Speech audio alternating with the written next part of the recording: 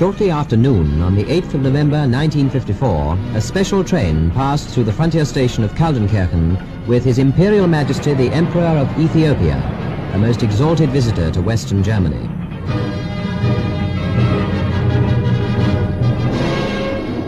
Two hours later, the train drew into the gaily decorated station at Bonn, the federal capital, which for weeks had been preparing for this, the most regal and ceremonial reception given to any visitor since the end of the war.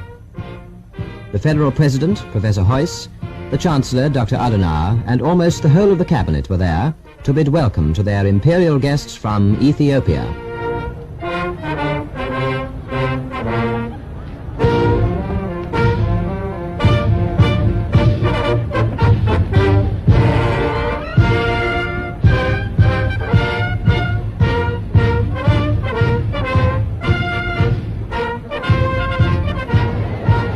The people of Bonn treated this grey November day as a holiday. All the schools were closed in honor of the visit, and the children thronged the streets, each waving the Ethiopian flag.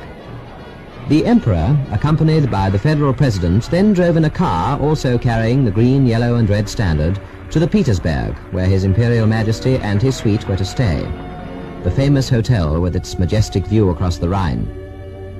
That same evening, a state banquet was given in honor of the royal guests at the Villa Hammerschmidt, the residence of the President of the Federal Republic of Germany. Prominent personalities from diplomatic circles and the cream of society were there to pay tribute to His Imperial Majesty.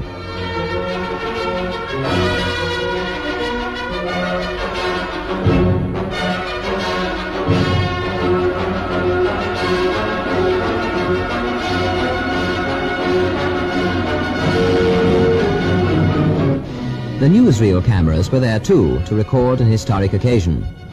The Emperor with the Federal President, the Chancellor Dr. Adenauer and Professor Carlo Schmidt, Minister President Arnold, the Chancellor and His Excellency the Court Chamberlain, Minister of the Interior Herr Schroeder with His Excellency the Ethiopian Minister for Foreign Affairs. One of the more important public events was a visit to the agricultural faculty of the Friedrich Wilhelm University in the Rhineland, where the Emperor, who was accompanied by His Excellency the Ethiopian Minister of Justice, was graciously pleased to accept the honor of an honorary degree. In his citation, the Dean, Dr. Wendt, praised the services of their honored guest in the agricultural development of his country.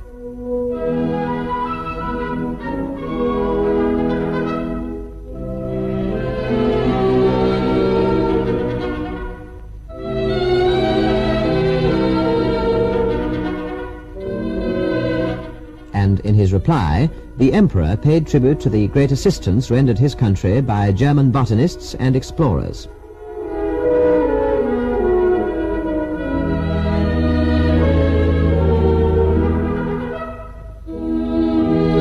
After a tour of the capital, the Emperor visited the Rathaus in Bonn, where the Oberbürgermeister, Herr Busen, presented His Majesty with a classroom fully equipped for 30 pupils.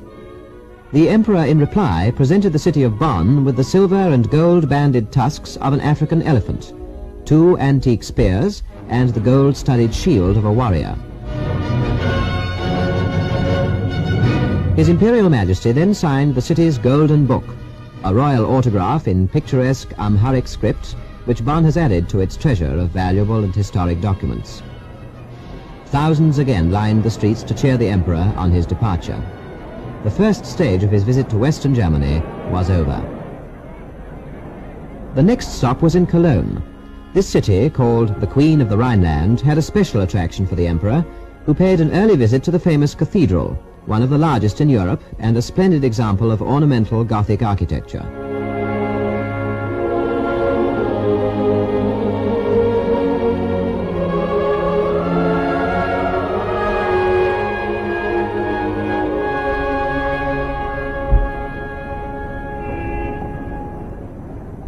Not only the monuments from the past were of interest to the royal visitor, but also the achievements of today.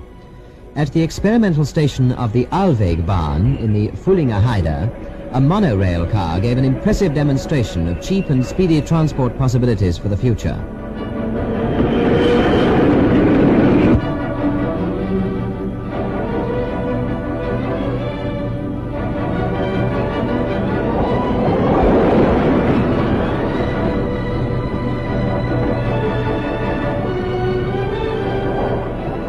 everywhere he went within this center of European industry, the Emperor devoted his particular attention to technical progress.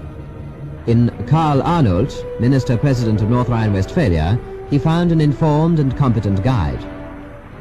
Among the more impressive sights of the tour were the huge blast furnaces of the Rheinhausen steelworks near Duisberg.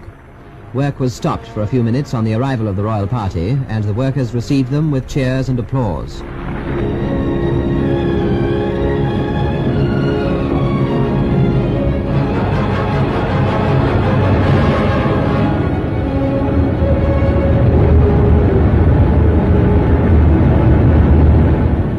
Then the Emperor witnessed the exciting scene as a giant blast furnace was tapped, and watched the making of steel ingots from the white-hot mass of metal to their final shaping in the great rolling and stamping mill.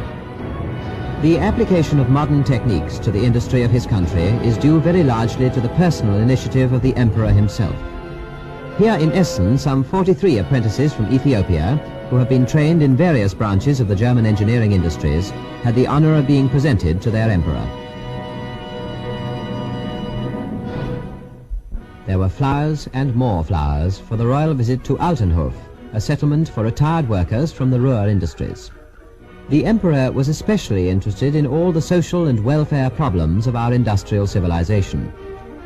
To the inhabitants of Altenhof, the visit was an unforgettable experience.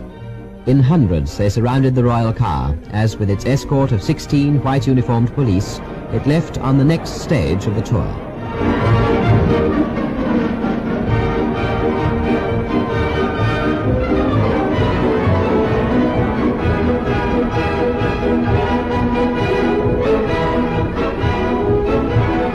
This was to the famous Westphalian stud farm of Warendorf.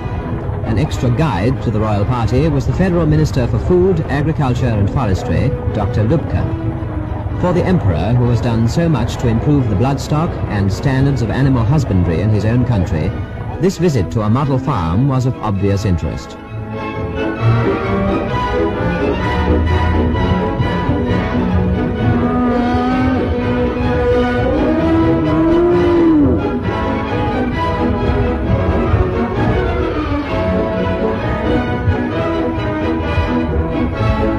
The high spot of the agricultural display was the great parade of stallions, noble animals whose pedigrees and records of achievement make them much sought after in all parts of the world.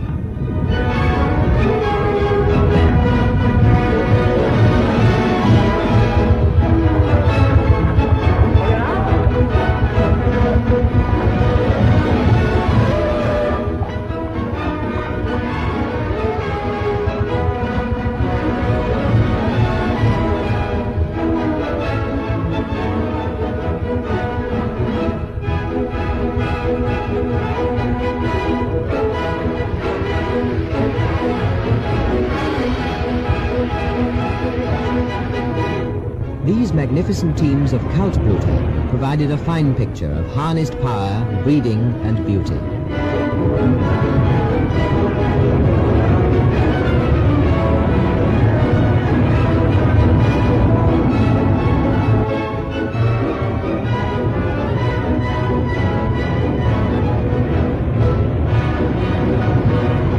The agricultural machinery at Warendorf is just as well known and esteemed as its famous horses. The Land School of Agricultural Machinery put on a fine display of modern farming appliances.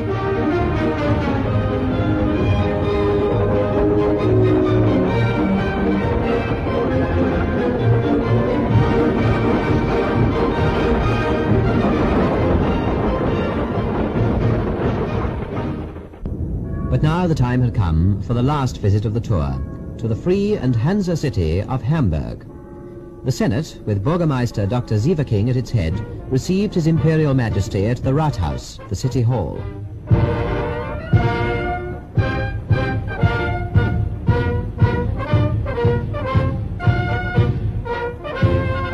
The most exciting pleasure that Hamburg can offer its guests is a trip round the harbour, one of the largest in the world.